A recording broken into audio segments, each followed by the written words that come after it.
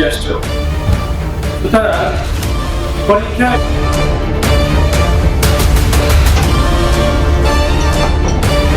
সফর করে আসরের আজান করে সে নেমে পড়ে। তার নামার সাথে সাথে মানুষের মধ্যে এই মেসেজ যায় যে না, আসর তো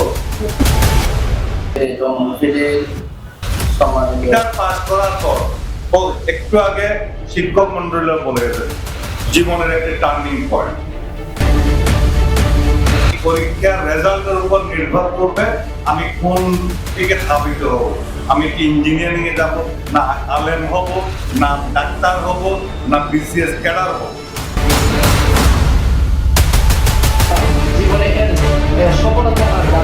আমার চাইতে তোমাদের শিক্ষকদের অনেক, আমার চাইতে শিক্ষকদের না তোমাদের অনেক।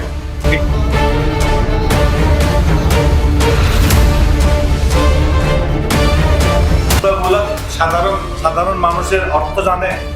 এই জরুরি কাজগুলো তারা খুব অল্প আওয়াজে বলবেন যাতে